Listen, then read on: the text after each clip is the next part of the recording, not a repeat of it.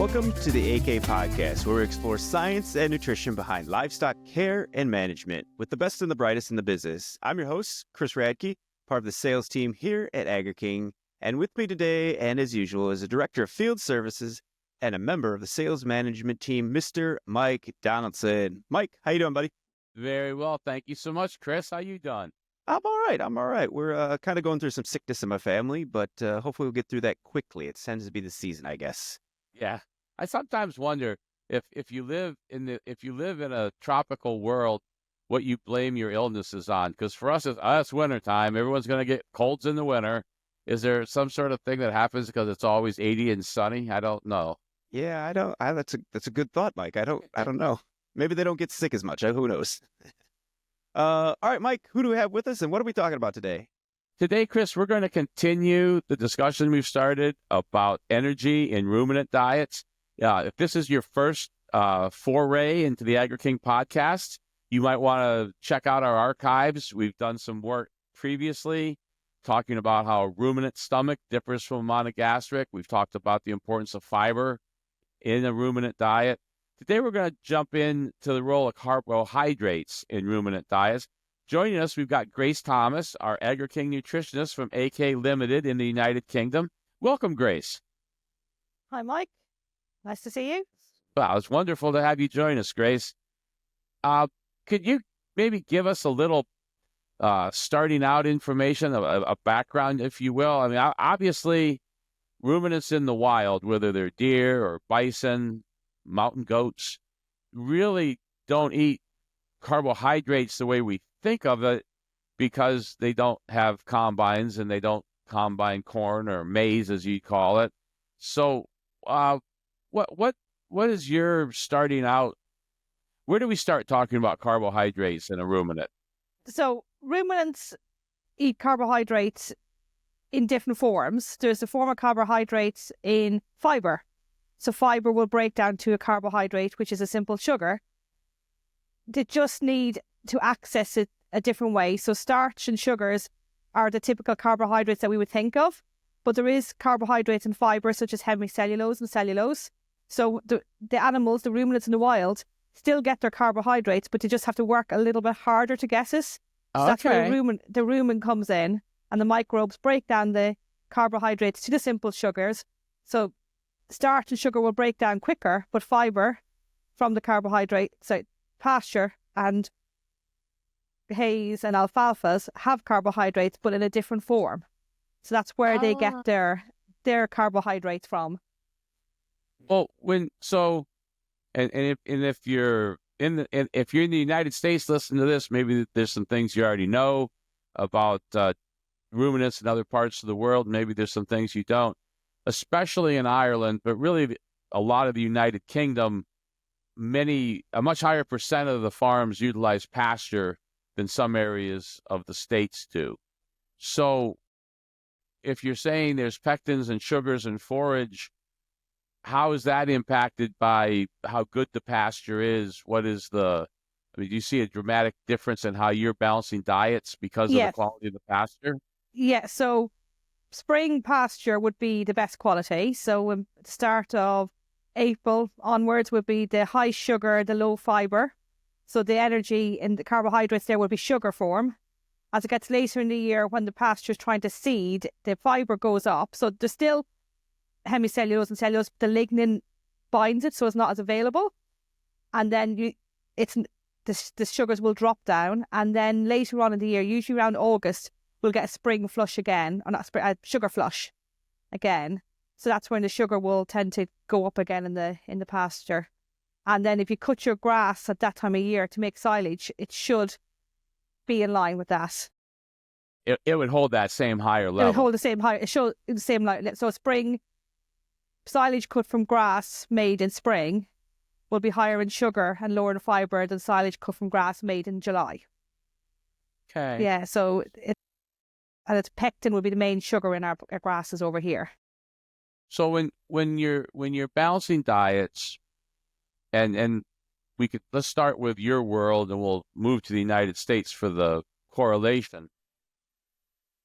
What are the things that you typically use as an added source of carbohydrate? I guess I'm going to think in terms of grain. Is that yes, source? Great. Yeah. Yeah. So, we would tend to use wheat and barley over here as our main grain sources. Maize is becoming more popular, so corn is becoming a little bit more popular, but not many parts of the UK or Ireland can grow maize. So wheat and barley would be the most popular carbohydrate source we have. Wheat and barley are actually more fiery, more readily available than maize. So we do have to be careful. If we would have maize silage in our diets, but about 40% of diets maybe have maize, the rest would be all grass-based. So when you look at a limited diet versus an American diet or a UK diet, we would have a starch of about 12%, 15% maybe. But if we were to go to a 20% starch diet with only small grains like wheat and barley, it would be too spicy, or it would not work well in the rumen. It would just hit too. You said fiery. It would just hit too fast. Okay. Yes, it hit too fast because wheat is quite fiery. Wheat is fierier than barley, and then maize is a bit slower digested. Okay. So our diet would be lower. So if you find yourself needing more energy from carbohydrates, what can you use past wheat or barley in those situations? Hulls and beet pulp, which would be a carbohydrate in the form of pectins. Okay. Okay, that's where we would use a lot of hulls and beet pulp to balance up the wheat and barley. So and we did talk about some of that with Dr. Schaaf, and I sometimes think of them as, well, that's energy from fiber. What you're correcting me to is the observation, yes, but it actually is not only fiber. There are pectins, there are sugars in those feeds as well. Yes, the sugars in those feeds as well. Yeah, they have the pectin, which is a soluble fiber that will create acetate in the rumen, which goes from which does go on to create milk fat. So there is carbohydrates in those feeds as well. What has your now I'm just being curious. What has your people interested in feeding more maize or corn for you United States people?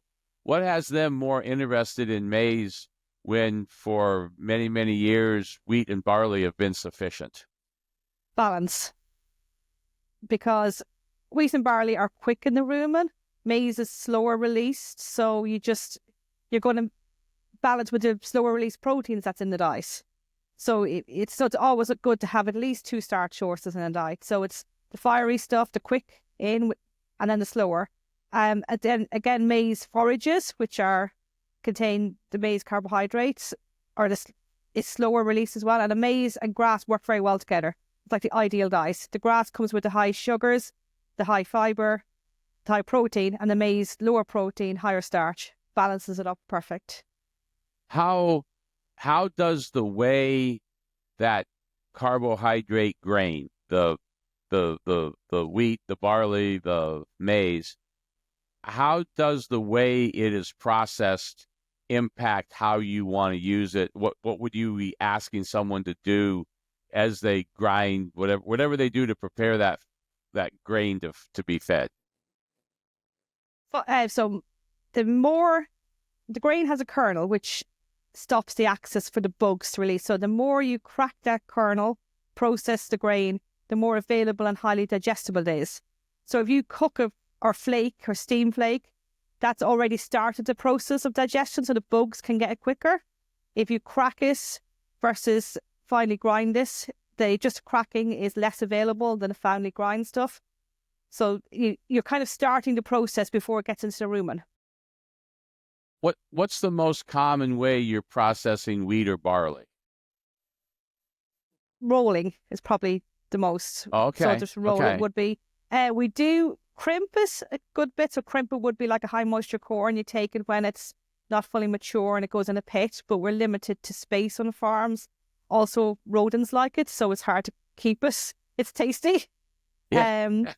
So a crimp would be an ideal way to process this, but it's getting the contractors to cut it on time. Rolling would be very common. Rolling, just a dry roller. And you mentioned flaking. Is that something that you would do with maize? Yes. And only maize? Yeah, it tends to be flaked. Sometimes we get toasted flaked wheat or barley, but I think that's processed in a mill rather than on farm. Some farms have their own Okay. rollers for wheat and barley. Now, to get you to maybe stretch a little bit, and we won't give out your phone number. Nobody from Kansas is going to call you, I promise. So when you look at the diets in the United States, where we at times feed corn, and then we feed more corn, and then we feed more corn, do you see, you mentioned getting at least 2 carbohydrate sources. As you look at our diets with a critical eye, would something like barley have a role in how we feed cows over here? Maybe, but you might not have the ready soluble protein that we have in the grass silage that needs that energy straight away. So you might be able to get your different forms of starches by processing your maize in different ways. Okay. So one might be more more readily available. So that would provide a different energy at different times. But I know that I know some of the things Agri-King, I think Agri-King does to get accurate balancing the proper use of carbohydrates. What are some of the things that you would see in a herd of cows if carbohydrates are being fed at too high a level? So the most thing would be acidosis, because starch usually breaks down to propionate, and that would then go for energy. But if you have too much starch, or it's added too quickly to the diet because you don't have the room and microbes to utilize it straight away, you can get acidosis. You get a build-up of lactic acid rather than the propionate. Mm-hmm. So that's where you start to get acidosis, and then you get animals that are off feed. You can also get a bit of hindgut fermentation, so the grain is actually getting fermented in the hindgut, and then you get bubbly manure and issues, and then sore feet. So that's where if it's fed too quickly, the starch, or the animal's not used to it. All right. Now, you mentioned before the concept of being sure you match up how quickly available the protein is and how quickly available the carbohydrates would be. What are the 1 or 2 things that you watch in a diet to see that balance is being achieved? So the first thing I look at would be SP to RDC, so the degradable carbohydrates to the soluble protein in the diet.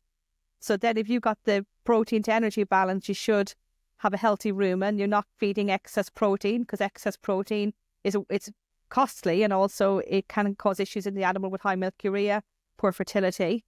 And also if you're not feeding too much energy, because then the energy is going to be wasted. There's not going to be the rumen bugs to use it. So that's the main thing I'd look at with SP to RDC to balance. When I look at the diet, I like 2 different forms of starch as well.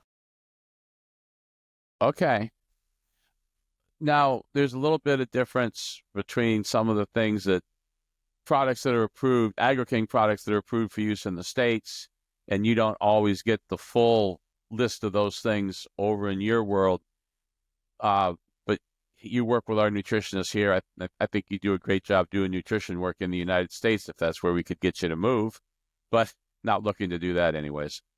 What does Agri-King's enzyme offerings do?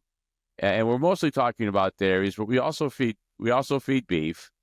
What do you see as being some of the advantages from the enzyme program that Agri-King offers to continue to fine-tune that carbohydrate digestion?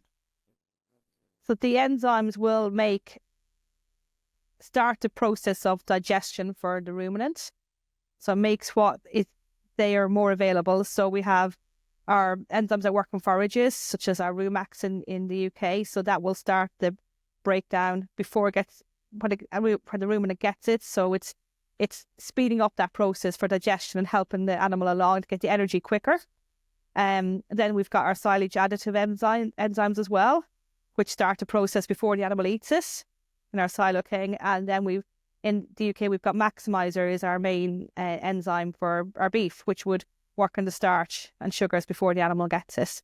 So it's just providing the energy in the rumen quicker to the animal and processing that grain, breaking the bonds to get the microbes access to it to get energy out of carbohydrates. So sort of an additional just an additional help to that animal to get things broken down and used more completely.